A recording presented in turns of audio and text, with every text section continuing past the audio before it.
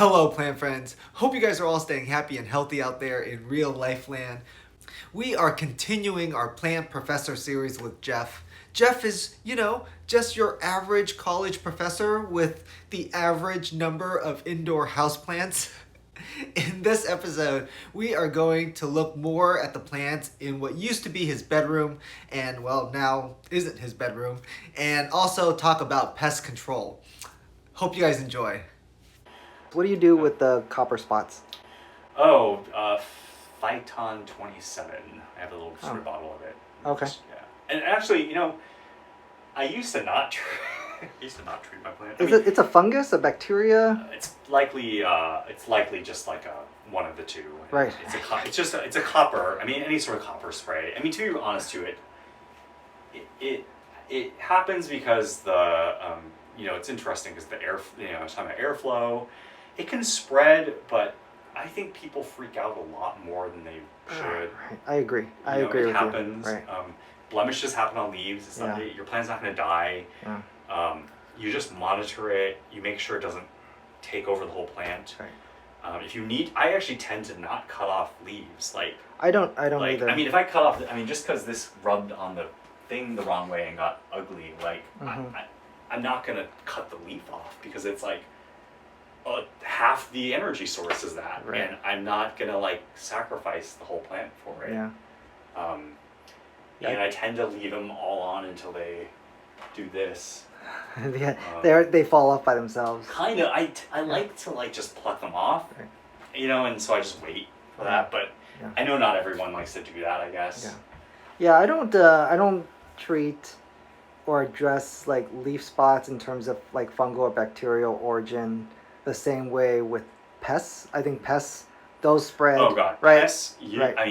I fight pests so for pests, I treat Azamax and I have a insecticidal soap when they come in, just get as much as I can. But when I have an outbreak of pests, right, and everyone does. I mean, if you have this many plants and you claim to never have pests, you're kidding yourself.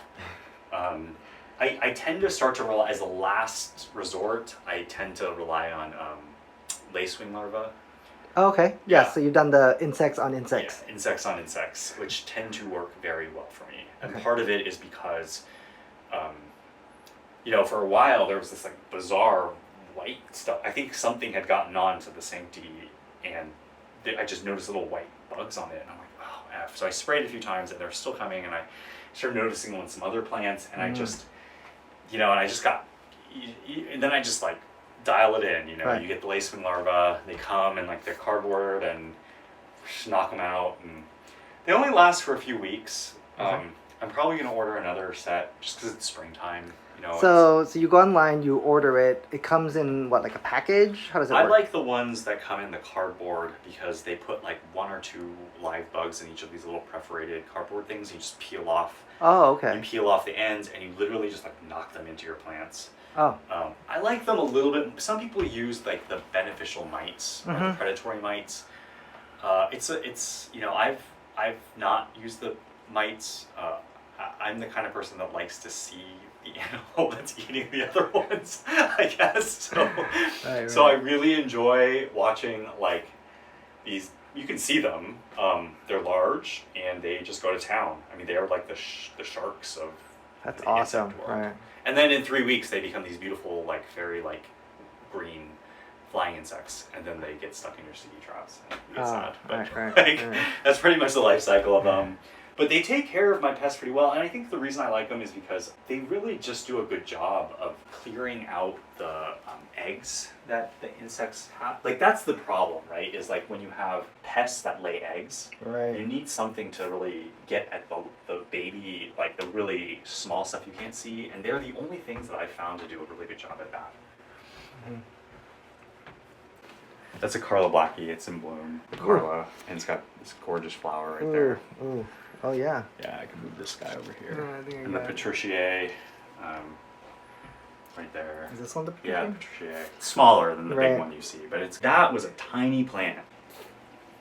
And then this is my pap, which kind of annoys me because sometimes these leaves come out a little bit bad. And the new leaf is back there, but it's weird because like you have a inflorescence, but yeah, this leaf looks. But the leaf is totally fine functionally, right? It's green, and it basically what happened is as it unfurls, it was going against that curtain. Yeah. That other leaf started doing the same thing because it hugs the light that it's seeing, so it starts moving towards. And it's one of those things where when you have a lot of plants, it's hard to kind of notice these things and control them. I love this guy. That Escalito, or no, the dragons. Yeah, the dragon scale. Yeah, the dragon. The green dragon is like. Green dragon. The other one's over here somewhere. I've got the other one down here. The silver. Yeah. The silver ones. There's only two. There you go. I only own like 2 or 3 allocations because I'm terrified of I think those are. I feel like those are the ones to get. Ones to get. Yeah. It's a bicolor. Philodendron bicolor. Yeah. You can see the leaves, I think. Well, the new leaf is coming in, but you can't see too much on it. But you can see the split of the color right here. Mm-hmm. Like that right there is kind of where it splits in the 2 colors, which is really cool because you don't really notice it until you have one in like your hands and you go like, wow, it really is like. Oh, you're talking about the split in the color, yeah. Mm-hmm. Yeah, I have one of those. Those are really nice. It's you're right. It's a it's not like an in your face. No, not at all. It's very subtle. It's super subtle and. Is this a? Let me see what this is. These are one of the Milano crosses, right? That is a glorious. Glorious. Actually, 2 back. There are 2 right next to each other. So this one is a larger one and I'll kind of give you an idea of. This one was kept in this room, and this one's downstairs. And the leaf size is something you can just really see. Wow, yeah, you can definitely see. And I moved this one up here to like try to bump up the leaf size a little bit, but I'm actually gonna chop this one. A friend wants one, so I was gonna off one to. This one's the luxuriant, the philodendron luxurians. This one's a hard one to keep alive. Ooh. Oh yeah, it's just beautiful when it doesn't. Oh goodness. It's wow. Yeah, it's a gorgeous plant. I mean, people don't realize how beautiful some are until you actually like. I'm just like wow, yeah, this one is ooh. Somehow it's more.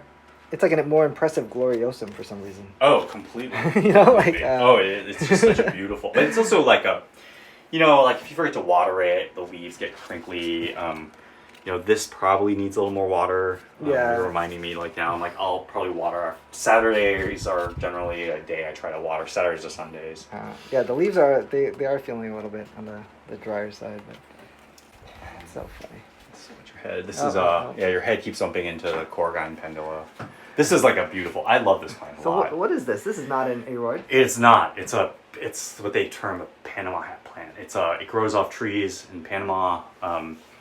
It's actually a very different. It's a very very. It's not an aroid, but it's got these huge, like when you see these grow big in the wild, I guess they just hang down and they have these really beautiful kind of like you can just hear. It looks like almost like a palm. Gives me a palm feel. Yeah, it totally does. So the leaves will grow down and will separate. So this one's a newer leaf right here, and it's starting to separate. It'll separate later, and will keep. And this will grow longer, and it keeps on going down. Right, and here's a separated. Exactly, a separated new leaf. That's very cool. Yeah. This is like in this. What's really weird, to be really honest, I think this is less common than that. So like this is in very, very few collections. I got it from Jay Vanini, who had from I think Guatemala or Panama. Like in terms of just rarity. Yeah, like it's actually more rare. Like hard to find. Yeah, because it's mostly in botanical gardens. This is a Trisha Frankie. Yeah, it's an Ethereum Trisha Frankie. This is a new leaf over there, which is really beautiful actually. Here. Yeah, it's hardening, so you just probably be careful on the back because it's probably super tender. Okay. Oh, this one's very nice. I have no idea which one this one is. Right. This one I'll have identified at some point. Some of my Ethereums are just Noid. But super, very, very nice. Ooh, let me see if I can get under this plant. And then this is sort of the closest thing on your right is sort of the closest thing I'll have to an IKEA cabinet, which is this like bookshelf that I've turned into some. But you can still see I don't have the lights in the cabinet itself, just because I like to keep the distance from it. You just kind of have like indirect reflectors. The idea is sort of, I metered it and checked it, and you just figure out after a while what they do well in. I really respect your scientific process. And I think that's great because like even if you get it wrong, at least it's documented. you Oh know? yeah, no, I think learning from your mistakes is oftentimes the best way to learn. Mm-hmm. I mean, you know, people ask for advice all the time, and I always just say, like, I'll tell you what I do. It's not the only way. There's many different ways to do it. And I'll also tell you when I did something that was wrong, right? Because you can also learn a lot from mistakes. And that's generally the best advice I think I can always give.